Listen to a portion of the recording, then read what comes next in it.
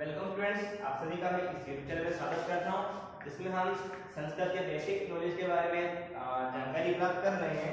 हमने पिछले 6-7 वीडियोस में अकारांत पुल्लिंग शब्दों के बारे में देखा, उनका वचन में प्रयोग देखा कि एक वचन में अगर कोई वस्तु हुई अकारांत तो उनको कैसे प्रयोग करेंगे, द्विवचन में होगा बहुवचन में कैसे प्रयोग करेंगे, फिर उनका सर्वनाम के साथ प्रयोग किया गया। इसमें पास है दो तत्शब्द के अगर हमने पुल्लिंग में देखे एषः, एतो, एते, सह, तौ, ते, इनके साथ प्रयोग देखा। फिर उनको हमने क्रिया के साथ देखा और आखिर उसका प्रश्न निर्माण में हमने बनाया। उसी तरह हमने आकारांत स्त्रीलिंग शब्दों को देखा, उनके वचनों में प्रयोग देखे, उनका सर्वनाम के साथ प्रयोग देखा, क्रिया के साथ प्रयोग देखा और आखिर उसका प्रश्न संबंधित भी अपने जो विषय था वो अपने अंगीकार करने का प्रयास किया। आज हम उसी क्रम में नपुंसकलिंग शब्द प्रयोग, जो नपुंसकलिंग के जो शब्द हैं उनको भी हम वचनों में प्रयोग और सर्वनाम के साथ प्रयोग देखते हैं। मैंने कुछ शब्द लिखे हैं, पहले उनको देख लेते हैं। मंदिरम, मंदिर शब्द का सीधा सा अर्थ होता है मंदिर, जहां हम देवालय जो बोलते हैं इसको। अगर ये मंदिर शब्द है, शब्द को फिर मैंने तो जब फर्स्ट दिन मैंने पढ़ाया था तब मैंने एक चीज कही थी कि यहाँ पर व्यक्ति विशेष, वस्तु विशेष लिंग पर आधारित नहीं है, बल्कि ये शब्द ही लिंग पर आधारित है। अगर मंदिर का मतलब भी होता है जहां हम पूजन पाठ करते हैं, जहां हमारे भगवान होते हैं, और देवालय का मतलब भी वही होता है जहां पर हम पूजन पाठ और भगवान की आराधना करते हैं। लेकिन जब देवालय शब्द का प्रयोग करेंगे तो ये पुल्लिंग में चला जाएगा, और जबकि मंदिर शब्द का प्रयोग करेंगे तो ये नपुंसकलिंग में चला जाएगा। आएगा समझ में? तो मंदिर तो वही है, ठीक है, भले कृष्ण का मंदिर हो, महावीर का मंदिर हो, उससे कोई फर्क नहीं पड़ रहा, लेकिन मंदिर लिंग से संबंधित ना होकर के ये जो शब्द है हमारे लिए, ये शब्द क्या रखता है, स्त्रीलिंग, नपुंसकलिंग और उसमें विभेद करता है। तो ये देवालय जो शब्द है वह क्या है, पुल्लिंग, और ये जो मंदिर शब्द है तो मंदिरम हलंत नपुंसकलिंग, इसलिए ये क्या चला जाएगा, नपुंसकलिंग में चला जाएगा। आएगा समझ में? तो देवालय शब्द हमने जब पुल्लिंग में पढ़ा था तब मैंने देवालय शब्द लिखा था, उसके आगे लिखा था मंदिर, मतलब पुल्लिंग शब्द में पढ़ा था। आज वही मंदिर शब्द में किसमें लिख रहा हूं, नपुंसकलिंग में, ठीक है। आगे गृह मतलब घर, जहां हम रहते हैं, निवास करते हैं। द्वार मतलब दरवाजा, जो गेट डोर होता है। सोपान मतलब सीढ़ियां, चढ़ने के लिए। तिलक मतलब तिलक, सर में लगाते हैं ना, तिलक, ठीक है। उपनेत्र मतलब चश्मा,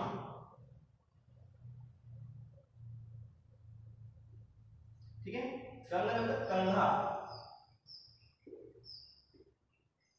देखो ये जो उसको ये जो मैं लिखा उसको मैं बाद में समझाता हूं। छत्र मतलब छाता। व्यंजन मतलब पंखा। अभी व्यंजन में दो प्रकार के, एक तो अपन जो फ्लेयर ऊपर फैन होता है उसको व्यंजन बोल सकते हैं, और एक अपन हाथ से भी जो करता है ना अपने घरों में आजकल चलता है, उसको भी हम व्यंजन ही बोलते हैं, ठीक है। तो जो हाथों से उसको हस्त व्यंजन बोल देंगे, हाथों से चलाने वाला, और वो व्यंजन है ही। क्रीड़ा का मतलब खिलौना, ठीक है। अब ये जो है ना, इसको अपन ऐसे भी लिख सकते हैं। मैं आगे इसकी डिटेल क्लास अपन जो संस्कृत में और डीप से गहन अध्ययन करेंगे उसको मैं समझाऊंगा। इसको हम ऐसे भी लिखते हैं, कंगना, ऐसे इसको इस बिंदी के रूप में भी अपन लिख सकते हैं, ठीक है। तो कंगना क्या है, मंदिरम, गृहम, द्वारम, सोपानम, तिलकम, उपनेत्रम, कंगतम, छत्रम, व्यजनम, क्रीडनकम, ठीक है। मंदिर, दरवाजा, घर, दरवाजा, सीढ़ियां, तिलक, चश्मा, कंघा, छाता, पंखा और खिलौना, ठीक है। ये सब हमारे लिए क्या होगा, मैंने कुछ नपुंसकलिंग के शब्द लिखे हैं। अब इनको हम देखते हैं एक वचन, द्विवचन, बहुवचन में प्रयोग। तो एक वचन में हम इसको बोलेंगे मंदिरम, जैसा लिखा है वैसा वैसा। अगर दो मंदिर है हमारे पास, केवल दो मंदिर यहाँ पे है, तो क्या बोलेंगे, मंदिरे। क्या बोलेंगे, मंदिरे। पर बहुत सारे मंदिर तो मंदिराणि, अस्मिन् स्थाने बहुनि मंदिराणि सन्ति, बहुत सारे मंदिर हैं, ठीक है।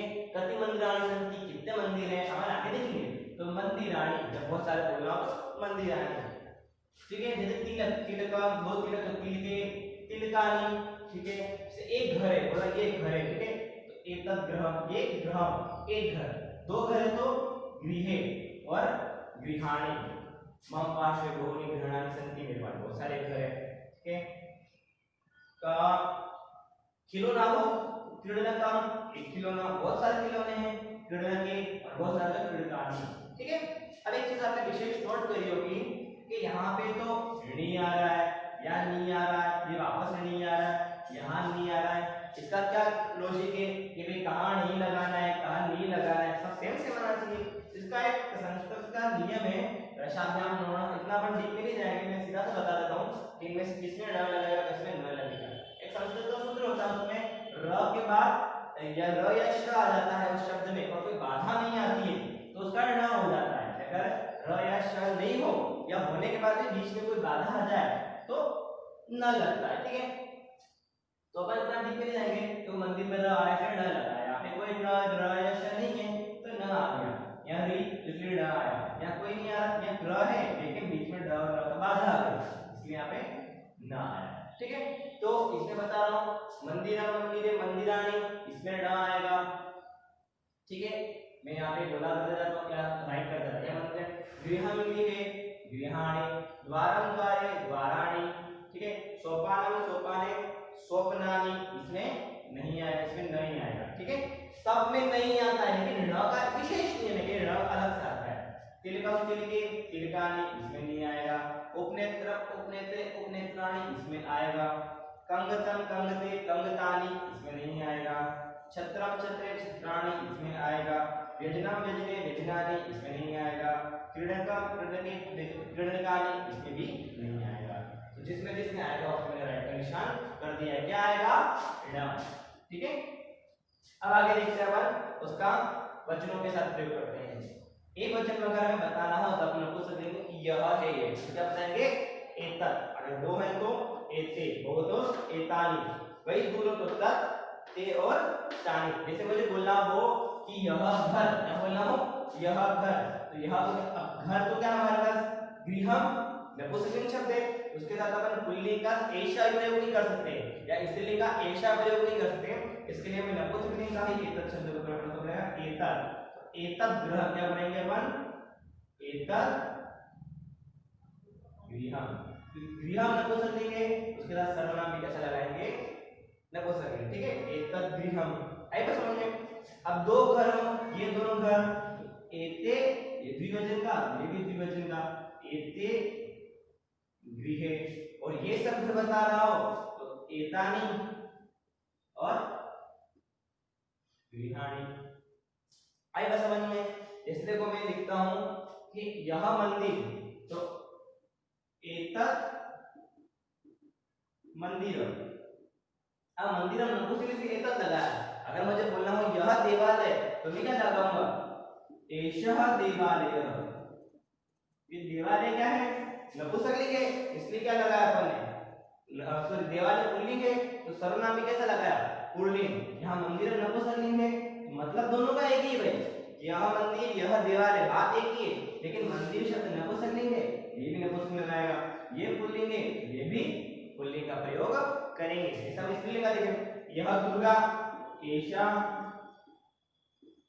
दुर्गा, यह दुर्गा है, ये किसी लड़की का नाम हो दुर्गा, यह दुर्गा। आई बस समझ में।